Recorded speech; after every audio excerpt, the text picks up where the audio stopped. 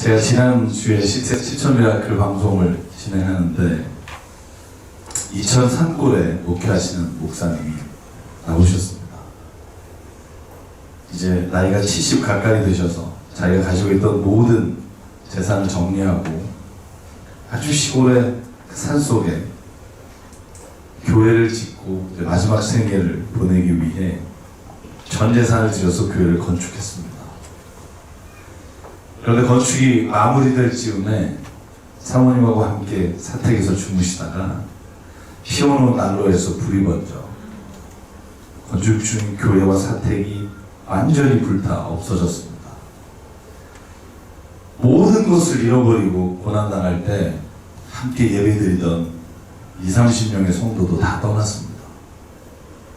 기도하다가 겨우 컨테이너 박스를 가져다가 임시로 교회 예배처와 사택을 짓고 예배를 드리고 있었습니다.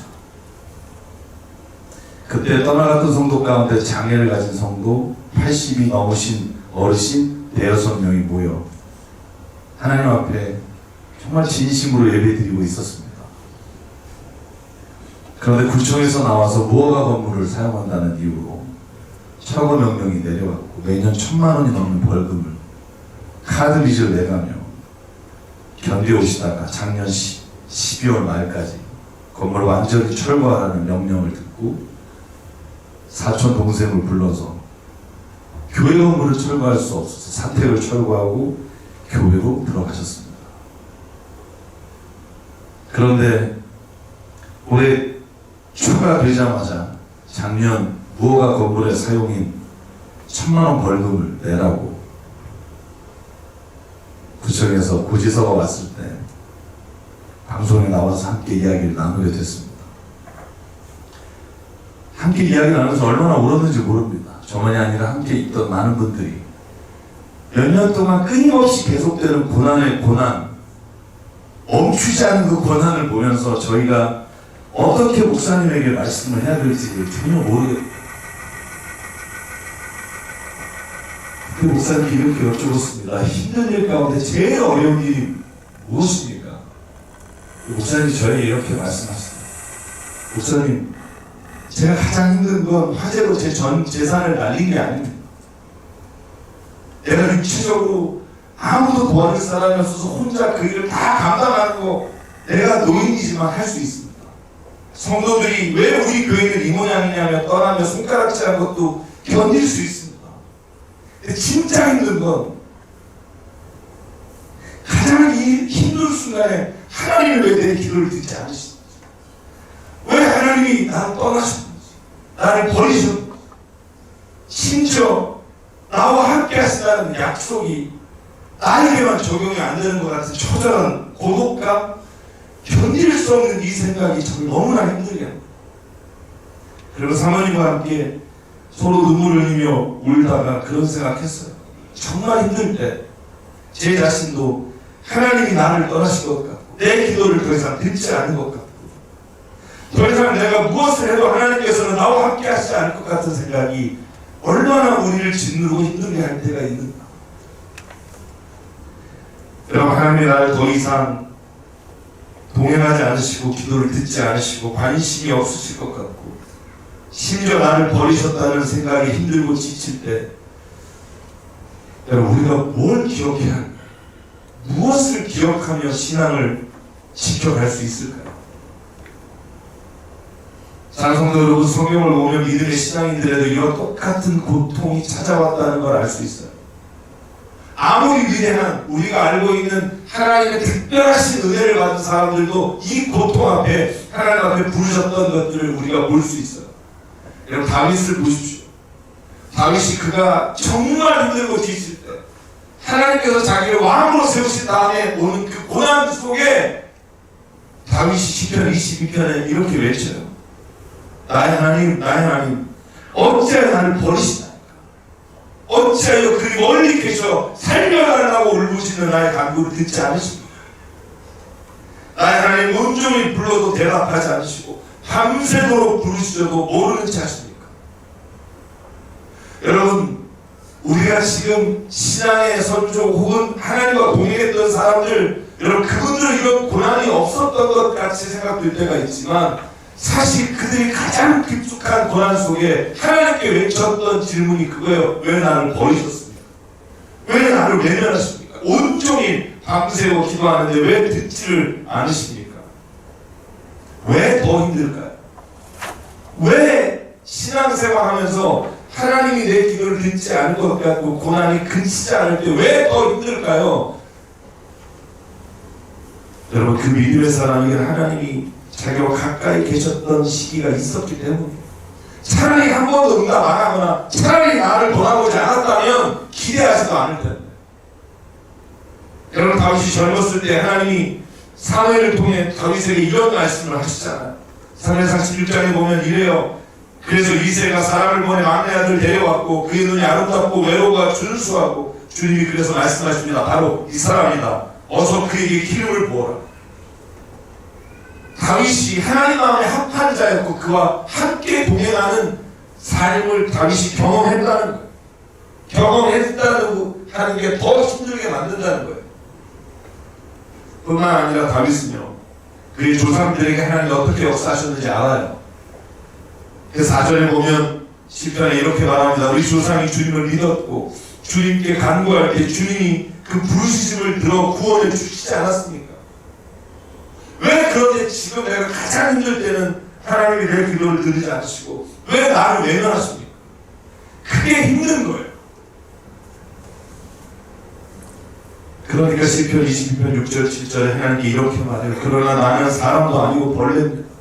하나님 나의 기도를 들으시지 않으시니 사람들의 비방거리와 백성의 모욕이 나에게 계속 끌어옵니다. 나를 보는 사람 누구나 나를 뒷대어서 조롱하며 입술을 삐죽거리며 머리를 흔들며 얄밉게 비교됩니다. 이 괴로운 심정을 하나님께 토로하는 거예요.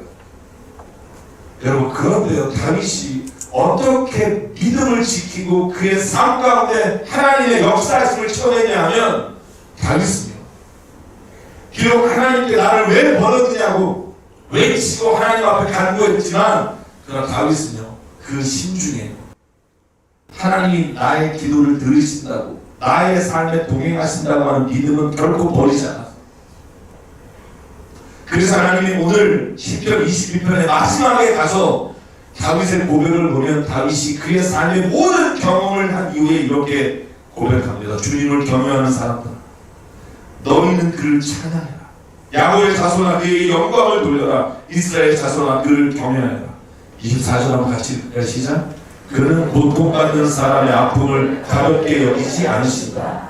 그들을 외면하지도 않으신다. 부르짖는 사람에게는 언제나 응답하여 주신다. 아멘. 여러분, 다윗이 그 처절한 고통 10여 년이 계속되는 그 고난의 시간에 하나님이 왜 나의 기도를 듣지 않으십니까? 라고 외치긴 했으나 그걸 어디에서 외쳤냐면 주님 앞에서 기도하며 외쳤다는 거예요.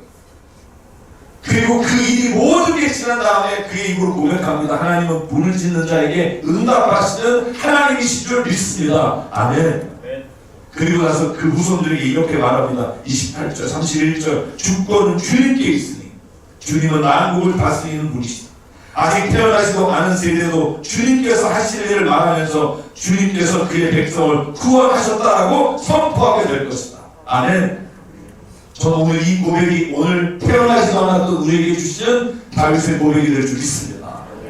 하나님은 살아계시고 우리의 삶을 이끌어 주신 분은 아니라 오른손으로 우리를 붙잡아 주시고 인도하시는 분인 줄 믿습니다. 여러분, 제가 여러 명이 있지만 한 명만 더 들어볼게요. 사사기 6장에 보면 기드온이라는 인물이 나와요.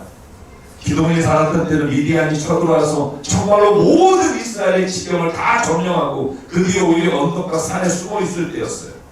여러분, 6장 1절을 보면 이스라엘 자손이 미디안의 손에 넘겨지고 어떻게 살았냐 하면 2절 이스라엘 자손 미디안 사람들 때문에 산에 있는 동굴과 요새 도피처를 마련하고 살아요.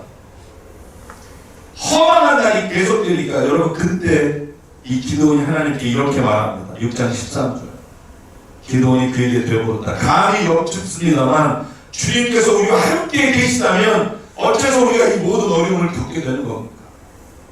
우리 조상이 우리에게 주님께서 놀라운 기적을 일으키시고 우리 백성을 이집트에서 인도내셨다고 말하는데 그 모든 기적들이 지금은 다 어디에 있단 말입니까? 지금은 주님께서 우리를 버리시기까지 하셔서 우리가 미디안 사람의 손아래 넘어가고 말았습니다. 여러분, 우리 인생에도 이와 같은 하나님을 향한 질문이 있잖아.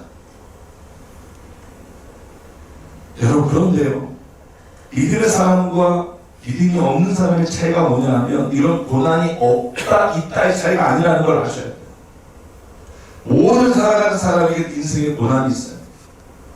그런데 믿음의 사람은 마지막에 하나님이 내 손을 놓치지 않았다는 그 확신을 가지고 있을 때 그의 삶이 세상으로부터 승리로 나아갈 수 있는 힘을 얻게 된다는 거예요. 여러분, 기도에게 하나님이 몇 번을 말하잖아요. 아니야, 내가 너와 함께 할 거야. 너를 통해 이스라엘을 구원할 거야. 여러분, 기도원이 나는 못 믿겠습니다 하고 연하고 단결하다가 결국 기적을 체험하고 그 자리에서 하나님 앞에 이렇게 고백해요. 23절입니다. 주님께서 그에게 말씀하셨다. 안심하라, 두려워하지 마라. 너는 죽지 않는다. 기도는 거기에서 주님께 제단을 쌓아바치고 거기에 이름을 여호와 샬롬, 평강의 하나님이라 이름을 붙여요. 성경에 제일 먼저 나오는 여호와 샬롬, 평강의 하나님은요, 고난이 없고 평안하고 아무런 문제가 없는 자리에 고백된 게 아니라 아직도 전쟁이 시작되지도 않고 전투가 시작되려는 시점에 이미 기도원에게는 하나님을 의지함으로 말미암아 그 안에 하나님의 평화가 임하게 되셨다는 걸 전 믿습니다. 전투는 끝나지 않았으나 하나님은 이미 우리와 함께 계시다는 걸 믿는 사람에게 그 고난이 결국 승리로 바뀔 것이라는 믿음을 갖게 돼요. 사랑하는 성도 여러분, 우리의 삶도 마찬가지라고 믿습니다.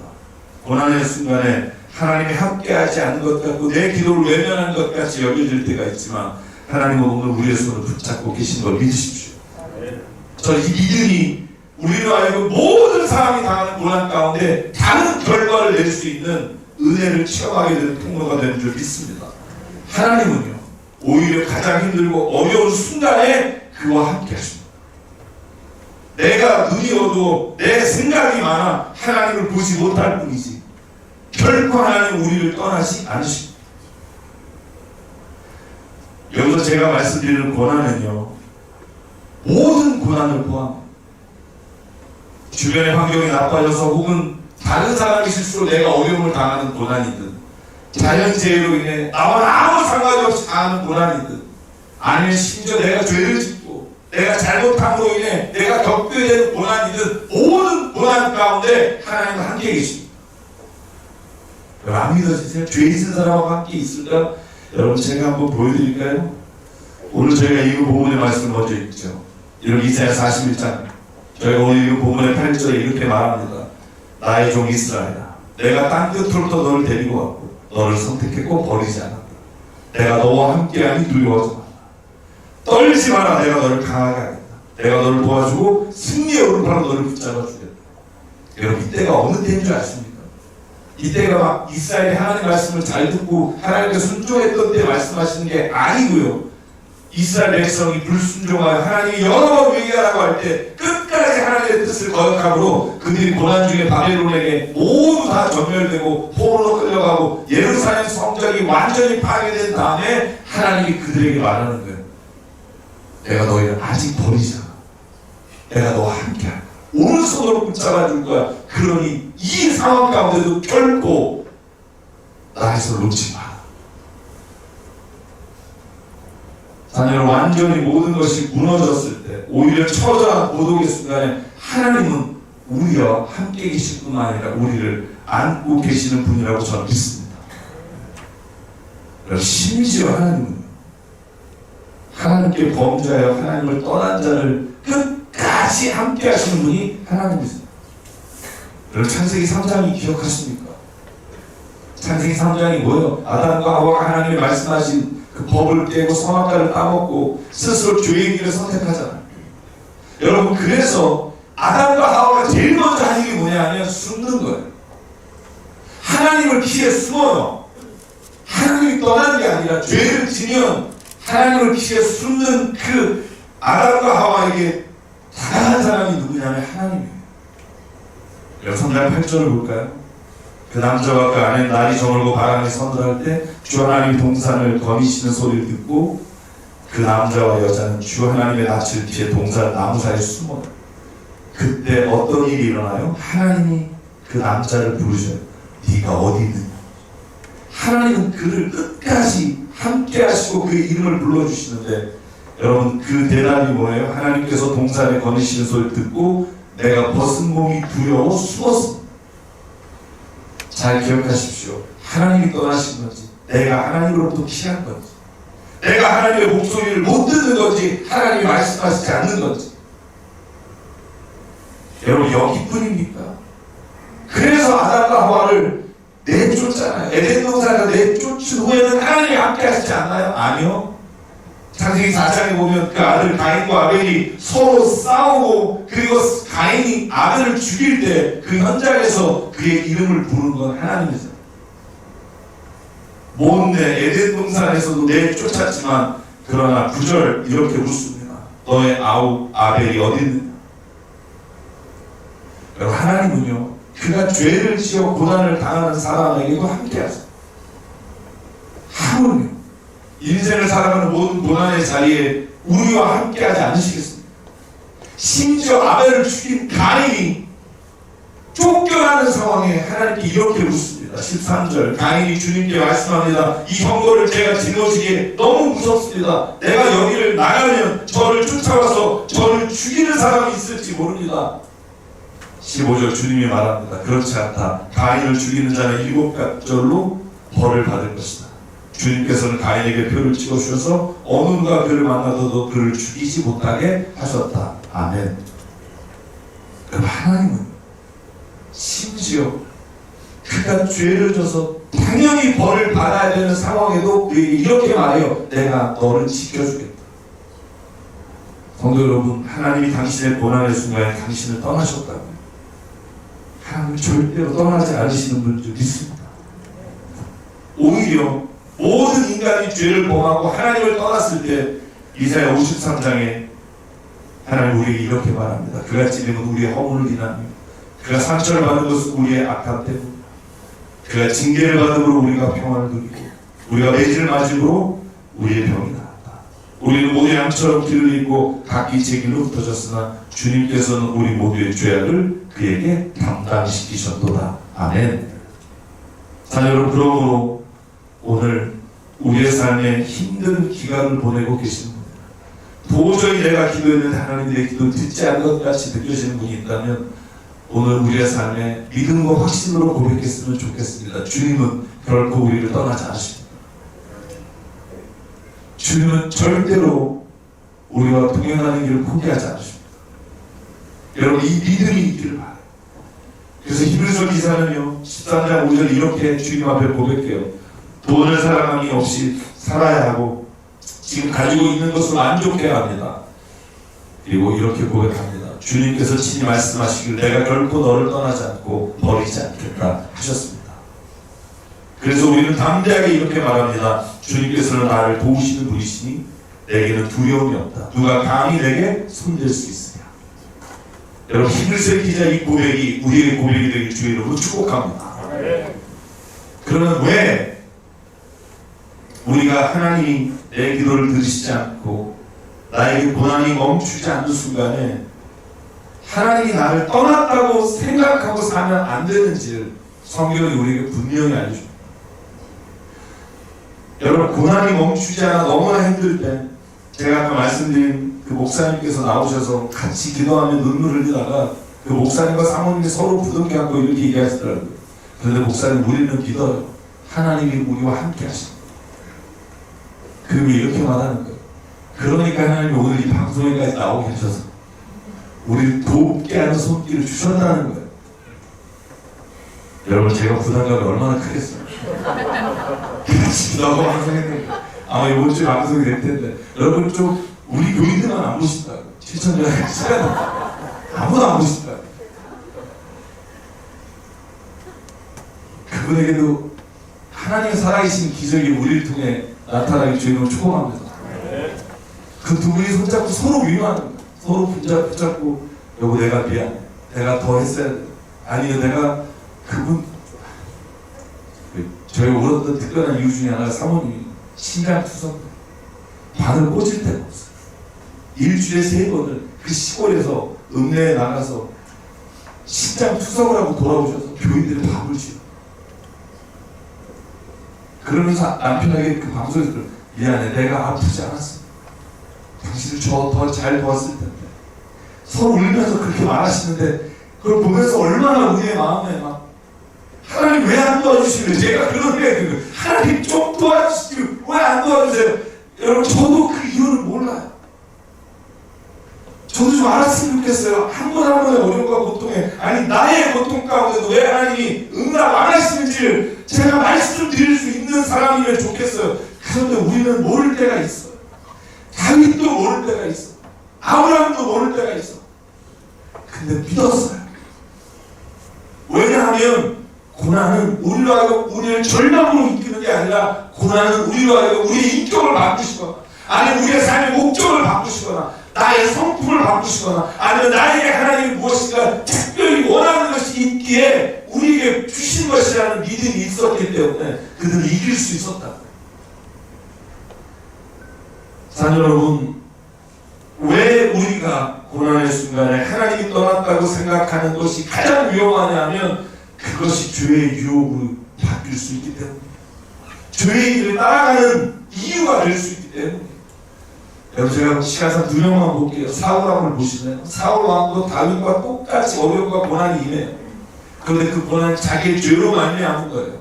자기가 왕을 통치할 아들에게 물려주고 싶었지만 하나님은 사울에게 말해요. 너는 이제 더 이상 나의 길을 이룰 수 없다. 왜? 나를 속일 뿐만 아니라 너가 하나님의 뜻을 너무나 많이 어겼기 때문이다. 아말렉과 전투에서 좋은 소와 양과 염소를 살려두지 말라고 했는데 너는 백성들이 무서워 살려뒀다고 나에게 말했고 하나님보다 백성을 두려워하여 내가 이제는 왕권을 다윗에게 넘기겠다고 말하는 순간 여러분 사울은 돌아버리잖아요. 3,000명을 이끌고 다윗 죽이는 일에 평생을 살잖아요. 여러분 그래도요 하나님은 사울을 떠나지 않았어요. 여러분 그런데 사울이 성경에서 딱 2번 기도하는 거 아세요? 사무엘상을 다 읽어보시면 딱 2번 기도해요. 그것도 한 번 억지로. 그리고 이번에 제가 28장, 3회상 28장에 또 한 번 기도해요. 마지막 기도이며 처음 기도해요. 그때가 언제인 줄 아세요? 블레셋이 쳐들어올 때. 더 이상 어떻게 할 수 있는 방법도 없고 그 어마어마한 군대가 쳐들어올 때 3회상 28장 6절에 주님께 물어요. 처음 기도하는 거예요. 주님께서는 그런데 꿈에로도 우리 부로도 예언자로도 대답해 주지 않으세요. 여러분 하나님이 대답을 안 하셨을까요? 아니요. 무수히 대답하셨는데 사울이 듣고 싶은 대답을 듣지 못하니까 계속 하나님께 구하는 거예요. 여러분 우리가 그럴 때가 있다. 진짜 하나님이 우리에게 이미 말씀하시고 우리에게 이 길이 너를 통해 내가 이룰 길이라 말씀하셨는데 나는 끊임없이 내가 듣고 싶은 기도의 응답을 원하니까 사울처럼 또 다시 하나님께 묻는 거예요. 여러분 하나님이 이제 일 안 한다. 그리고 사울이 어디를 가요?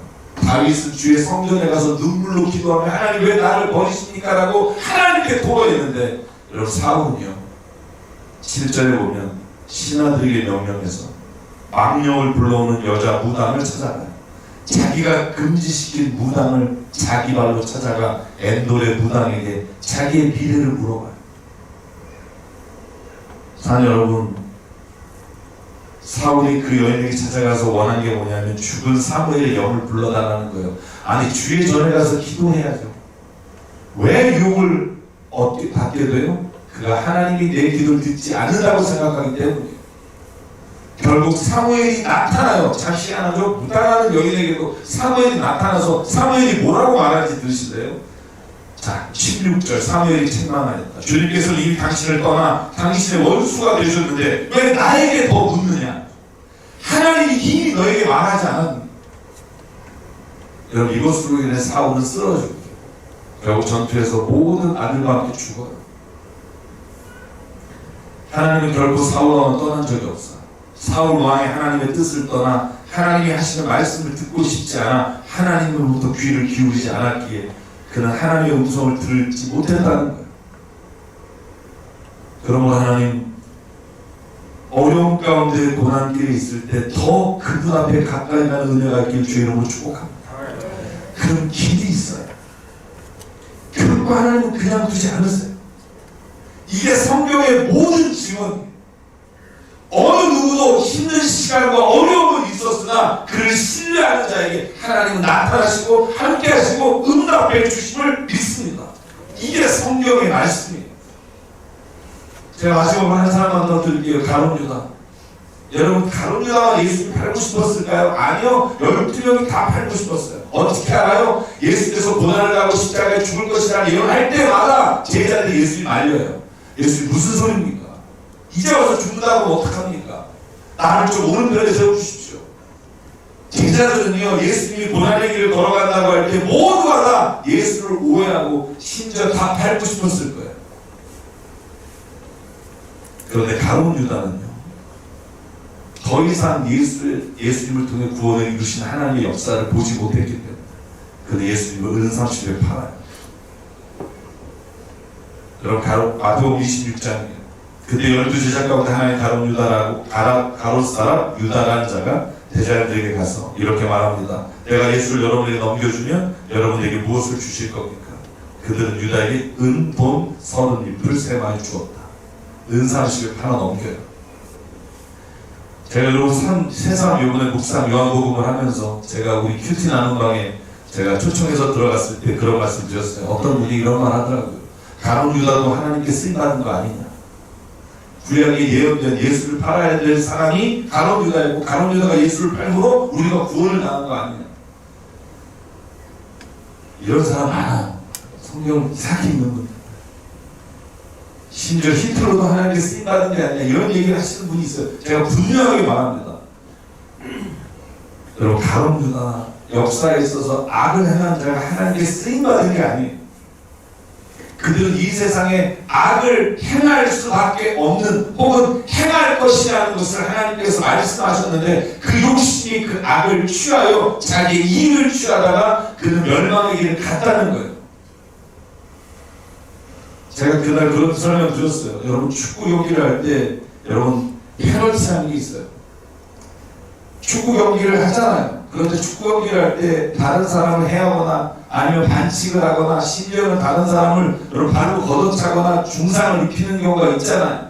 여러분, 그러면 적혀있어요. 퇴장을 하거나 아예 축구라는 걸 못하게 한다는 다 규정이 있다고요. 그 규정을 그래서 만들어 놨는데 그 규정을 어긴 사람이 축구를 위해서 쓰임받았다고 말하는 건 여러분 정신병자예요. 그렇게 못하게 하지 못하게 했는데 그 일을 분명히 행하는 사람은 있을 거라고요. 그런데 그 사람이 되지 말라는 거예요. 여러분, 세상을 살다 보면 악한 일이 일어날 거예요. 여러분, 죄의 길을 통해서 이득을 얻는 자가 있을 거예요. 근데 성경은 분명히 말해요. 너희는 그 길을 취하지 말라. 죽을 것이다. 그런데 그 길을 취하는 사람은 자기 욕심에 끌려 하나님의 뜻을 저버린 자지 하나님의 역사를 이룬 자가 아니에요. 저는 저와 여러분이요, 하나님 주신 이 길에서 하나님의 의의 길을 선택하는 믿음의 사람이 되길 주 이름으로 축복합니다.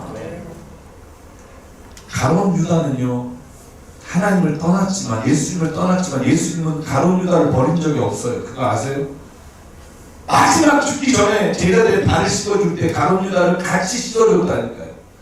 제가 여러분에게 한번 말씀드린 적이 있어요. 내가 만약에 예수님이면, 죄송해요, 이런 가정은 이상합니다만, 저는 가룟 유다 빼고 발사고 줬을 거예요. 내 이름은 팔롬인데. 여러분, 그걸 발 닦아주고 싶으세요, 여러분, 진짜? 예수님은 같이 성만찬하고 같이 발 닦아주시고 그 과정이 가룟 유다가 뛰쳐나가요. 여러분, 저는 이게 비유적인 것으로 생각하지만 하나님은 절대로 우리를 떠나지 않으신다니까요. 우리가 하나님을 떠날 때도 있어. 저는 분명히 확신해요. 가룟 유다가 다시 돌이켜 주님께 왔다면 주님은 십자가 위에서 그에게 용서를 선포하며 평안을 주었을 거예요. 사랑하는 성도 여러분, 우리가 고난 중에 너무 힘들고 지쳐 어려운 상황 가운데 있을 때 하나님께 더 가까이 가기를 주의 이름으로 축복합니다. 그럼 오늘 저희가 이 본문의 말씀 마지막으로 읽어볼게요. 41장 12절. 네가 아무리 찾아보아도 너에게 대적할 자들은 만나지 못할 것이며 너와 싸우는 자들이 아무도 아닌 것 같이 허무한 것이 될 것이며 나는 주 너의 하나님이다. 내가 너의 오른손 나의 오른손으로 붙잡고 있다. 내가 너에게 말한다. 두려워하지 말라. 내가 너를 돕겠다. 내가 생각하는 응답의 시간이 늦어졌다고, 내 뜻대로 되지 않았다고, 하나님이 떠났다고 불평하지 마십시오. 왜냐하면 그 생각이 우리를 더 위험한 길과 죄의 길로 들어가도록 이끌어가기 때문입니다. 여러분, 하나님을 신뢰하십시오. 이 말씀을 꼭 드리고 싶어요. 하나님을 신뢰하십시오. 하나님이 살아계시다는 것을 믿을 뿐만 아니라 하나님 내 인생에 동행하시고 내 인생에 나의 오른손을 붙잡아 주시는 걸 신뢰하십시오. 그 신뢰하는 자에게 하나님 오늘 말씀하십니다. 내가 너와 함께하겠다. 내가 너를 도와주리라. 이 음성이 저와 여러분에게 들리시기를 주의 이름으로 축복합니다. 오늘서 이 찬양 부르고 싶어요. 오래된 찬양이지만 제가 이 가사가 너무 좋아요. 왜 슬퍼하느냐? 왜 걱정하느냐? 무엇을 두려워하느냐? 아무 염려하지 마라. 큰 어려움에도 큰 아픔이 있어도 이제 아무 걱정하지 마. 내가 너를 붙들어줄게.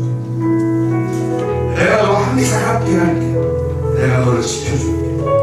실망치 말고 나를 봐. 언젠가 너가 생각하지 않은 그때 내가 너의 일을 이루고 있음을 보게 될 것이다.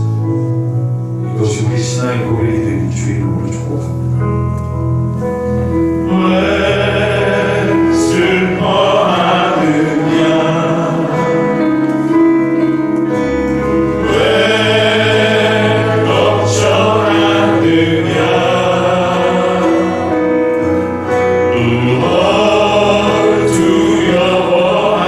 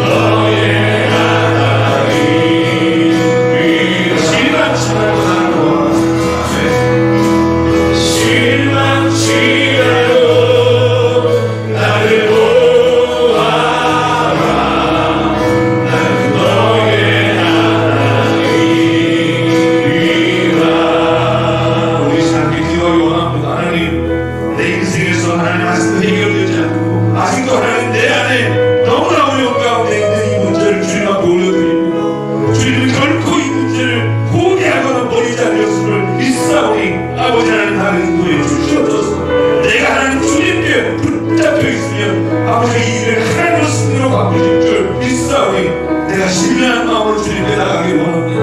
오늘도 주님 앞에 우리가 한 목소리로 결단하며 우리의 삶에 기도하겠습니다. 아버지 하나님 감사합니다. 주님 이 시간 내가 너와 내